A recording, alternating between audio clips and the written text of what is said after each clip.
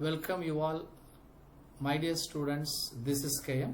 இந்த வீடியோவில் ஏப்ரல் 7ஆம் தேதி நடைபெற இருக்கின்ற 10th standard public examination maths question paper பற்றியும் அதில் குறைந்தபட்சம் 50 மதிப்பெண்கள் பெறுவதற்கு நாம் எவ்வாறெல்லாம் படிக்க வேண்டும், 80 மதிப்பெண்களுக்கு மேல் பெறுவதற்கு நம்ம என்னெல்லாம் படிக்கணும் அப்படின்றத பற்றியும் இந்த வீடியோவில் பார்க்க போகிறோம். அதுக்கு முன்னாடி இதுவரைக்கும் நம்முடைய சேனலை சப்ஸ்கிரைப் பண்ணாமல் இருந்தீங்கன்னா சப்ஸ்கிரைப் பண்ணுங்கள். நம்முடைய வீடியோஸ்லாம் உங்களுக்கு பாருங்கள், உங்களுக்கு ரொம்ப யூஸ்ஃபுல்லாக இருந்துச்சு அப்படின்னு நினச்சிங்கன்னா உங்கள் ஃப்ரெண்ட்ஸோட ஷேர் பண்ணுங்கள், லைக் பண்ணுங்கள், கமெண்ட் பண்ணுங்கள். இப்போ நமக்கு இங்கிலீஷ் எக்ஸாம் 2ஆம் தேதி முடிந்து மேத்ஸ் எக்ஸாம் 7th அன்னைக்கு நடைபெற இருக்கிறது. அப்போ இதுக்கு இடைப்பட்ட காலம் அப்படி பார்த்தீங்கன்னா நமக்கு 4.5 days இருக்குது. அந்த 4.5 days வந்து நம்ம எப்படி யூட்டிலைஸ் பண்ணுறது அப்படின்றத பற்றியும் 50 மார்க்ஸ் எடுக்கிறதுக்கு நம்ம என்னென்ன சம்ஸ் படிக்கணும் என்றதை பற்றி, என்னென்ன ஏரியாவுக்கு முக்கியத்துவம் கொடுக்கணுன்றதை பற்றியும், 80 மதிப்பெண்கள் மேலே பெறுவதற்கு நம்ம எதெல்லாம் படிக்கணும் அப்படின்றத பற்றியும் இந்த வீடியோவில் நம்ம பார்க்க போகிறோம். இதுக்கு அடுத்து வரக்கூடிய வீடியோவில் சென்டம் எடுக்கிறதுக்கு நம்ம என்ன பண்ணணும், என்ன மாதிரியான நம்ம ப்ராப்ளம்ஸை பார்க்கணும், என்ன மாதிரியான நம்ம ப்ரிப்பேர் பண்ணுறதை பற்றியும் பார்க்க போகிறோம். ஓகே, இப்போ வந்து பார்த்தோன்னா above 50 மார்க்ஸ் நம்மளுடைய எய்ம் என்னன்னு பார்த்தீங்கன்னா வச்சுங்க, 35 மார்க்ஸ் 40 மார்க்ஸ் அப்படி கிடையாது. ஸோ நம்மளுடைய எய்ம் வந்து நம்ம 50 மார்க்ஸ் மினிமம் எடுக்கணும் அப்படின்ற எய்ம் வச்சுக்கணும். நம்மளால் வந்து பாஸ் பண்ண முடியுமா, நம்மளால் 35 மார்க் வாங்க முடியுமா அப்படின்னு யாரும் நினைக்க வேண்டாம்.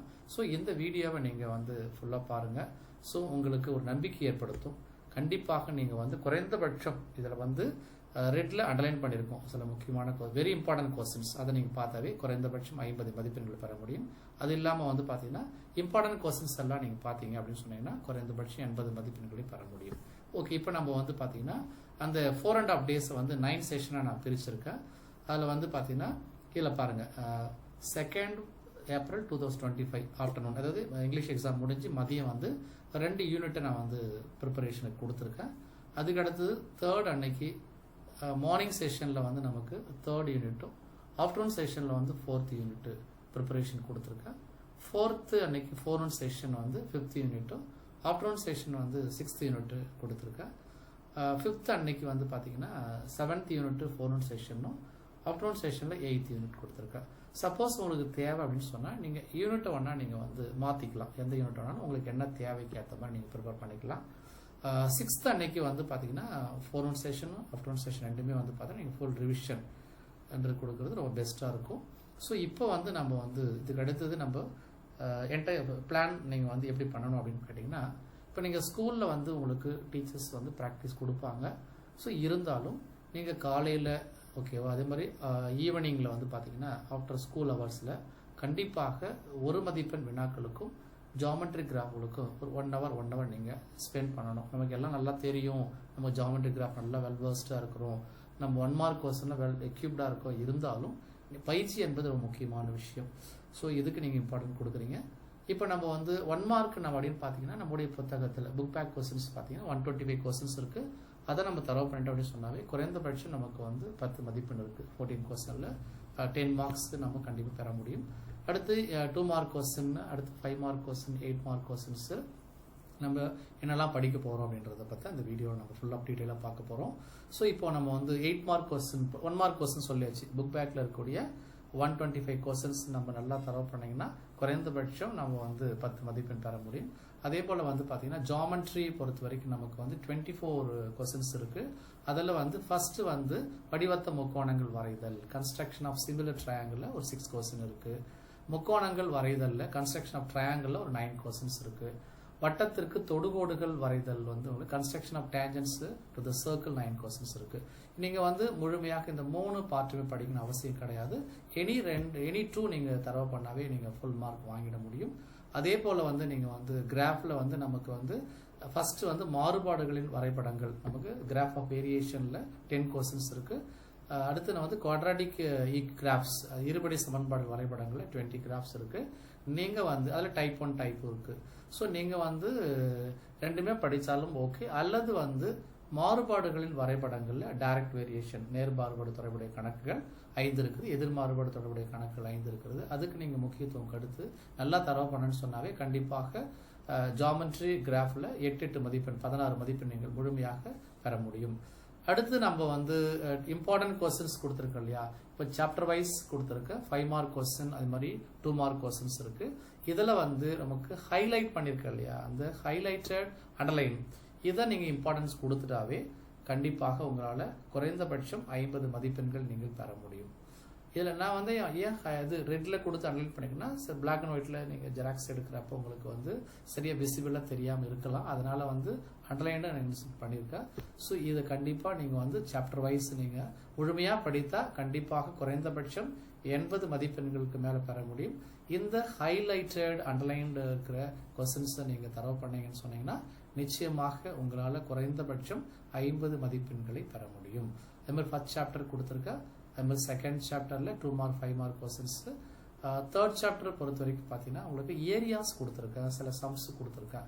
இப்போ நமக்கு வந்து வகுத்தல் முறையில் வர்க்கமூலம் கண்டுபிடிக்கிற கணக்குகள், அணிகள் தொடர்புடைய கணக்குகள், ஓகேவா. அதுக்கடுத்து வந்து பார்த்தோன்னா இருபடி சமன்பாட்டின் மூலங்களுக்கும் கெழுக்களுக்கும் இடையே இருக்கிற தொடர்புகள் இருக்கிறது.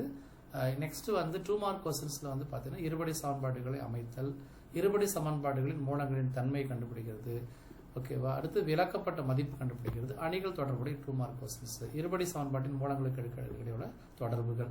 ஸோ இது சம்பந்தமான கணக்குகள், சில முக்கியமான ஏரியாஸ் கொடுத்துருக்கேன்.